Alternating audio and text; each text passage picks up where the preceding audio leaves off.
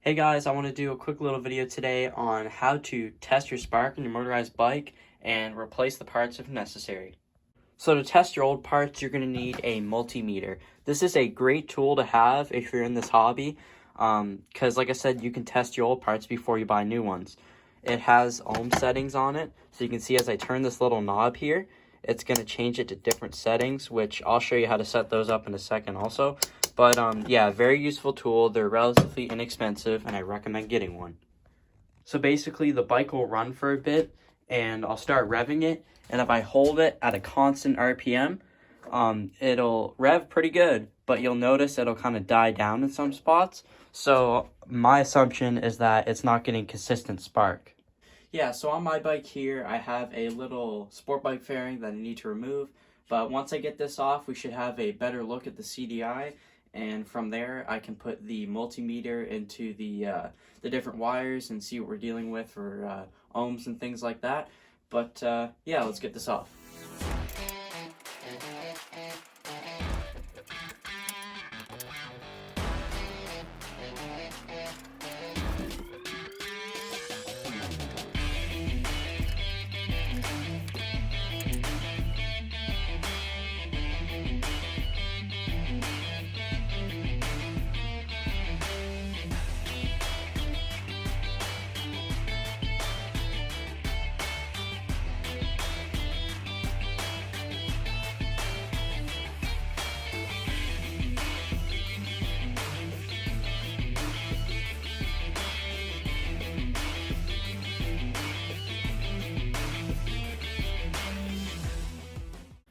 Alright, so the next step that I'm going to be doing is you want to go ahead and remove your spark plug cap on the spark plug.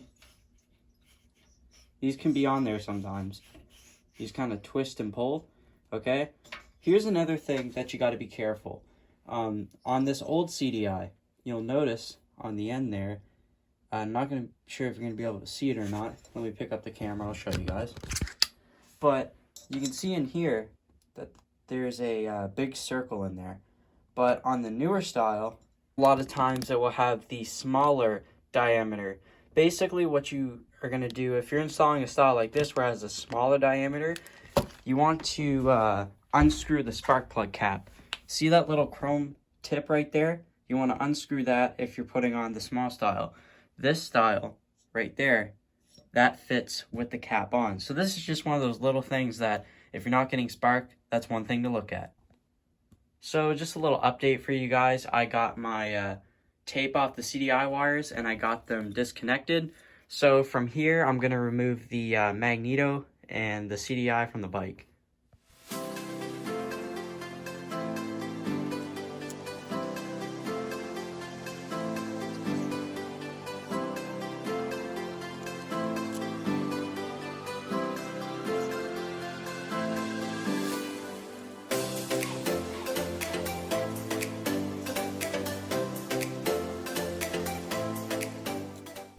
Alright, so now we're going to remove the CDI.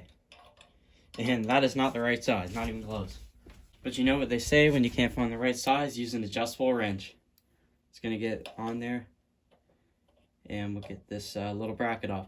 You'll notice on these brackets right here, guys, that this is a smaller diameter bike in general with the tubes and everything.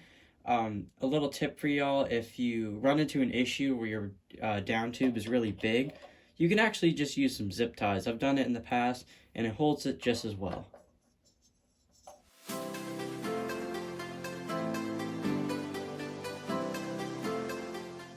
Alright, so first I'm going to remove the CDI. That comes out pretty easy. And the Magneto is a little bit trickier. I removed the little screw and insert that goes into the block, and that'll make it a little bit easier to pull these wires out. But I'm just going to pull up the Magneto. Sometimes it's really in there. But one thing that I speculated when I was taking this apart was the fact that this motor is painted inside and out. So maybe the contact point for the Magneto is simply not good. We're going to dive into that once we figure out if the Magneto is good or not. But if everything's still good, we'll know for a fact that that's the cause of our issue. So when you're in this hobby, that's the main thing. You got to look at other things, and you can't just do what everybody else is doing. because like I said, sometimes it can be something totally unrelated. But anyways, let's get this pulled out here, and we're just going to feed it through the hole just like so. And that's what I was talking about, was that this surface right here is all painted, so we're going to look into that. But we have our Magneto out. So to test your Magneto, the first thing that you want to do is you want to set it on 200 ohms. That one right there, okay? The next thing you want to do, it's pretty self-explanatory. You're going to take your negative lead and you're going to put it on your negative wire. You're going to take your positive lead and you're going to put it on your positive wire. On a motorized bike, this positive wire is going to be blue. In most cases, the positive wire on these are going to be red. Alright guys, so we're going to start probing the Magneto. You should look for around 330 ohms as your highest reading. I did some earlier testing on this one and found the highest I got was 160-ish, which is obviously not too good, and I'm surprised the thing even ran. It's a little bit hard, as you can see, to get a good consistent reading, but you'll get it. You just got to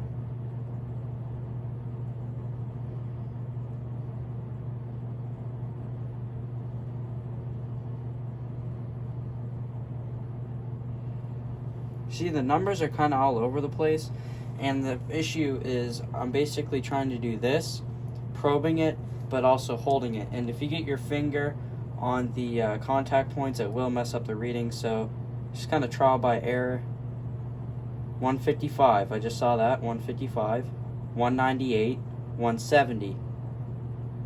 Now we got in the right spot. 180.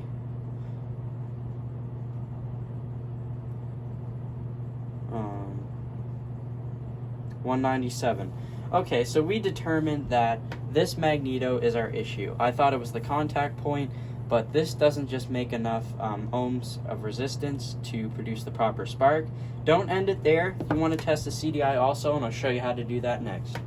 Alright guys, so for the CDI itself, what you're going to want to do is just probe it like so.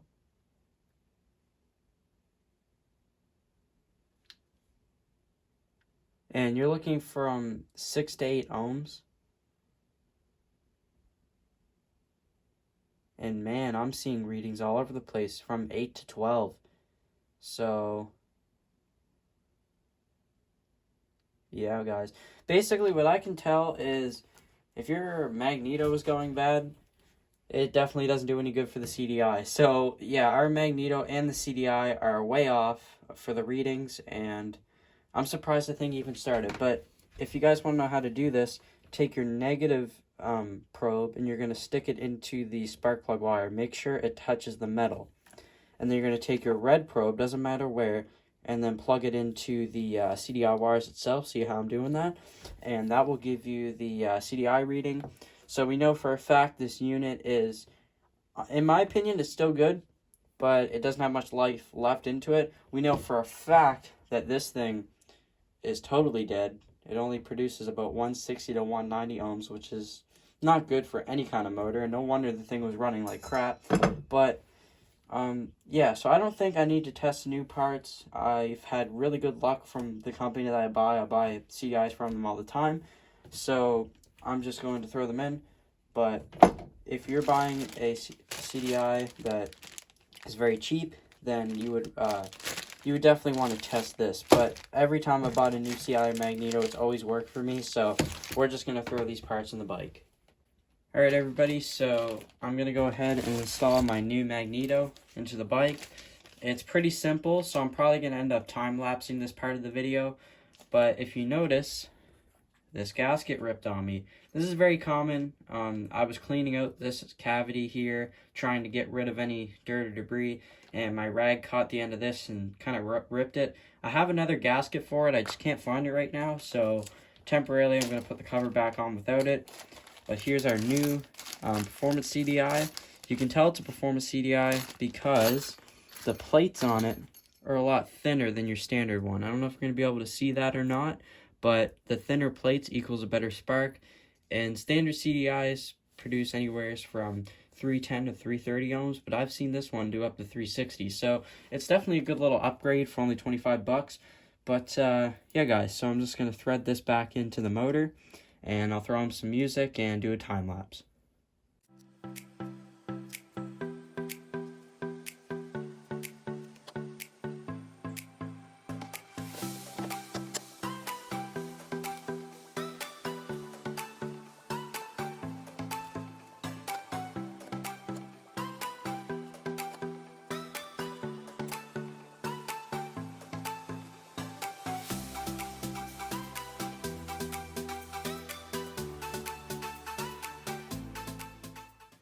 So here's something that's really important.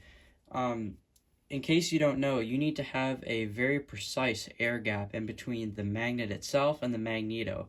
The reason they do this is because if this magneto here, guys, decides to rub on this magnet, it's going to lose all of its magnetism and could cause a lot of issues down the road.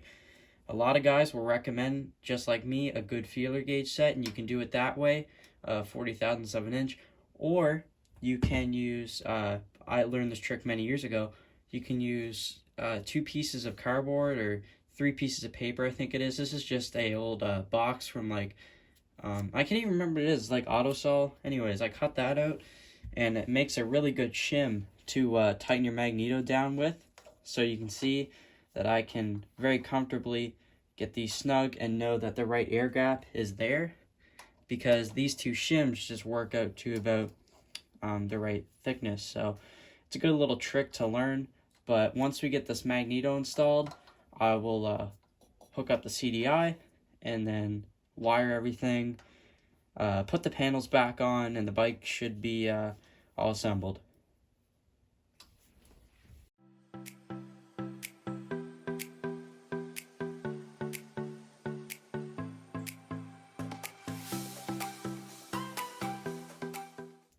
So I have my CDI all nice and solidly mounted.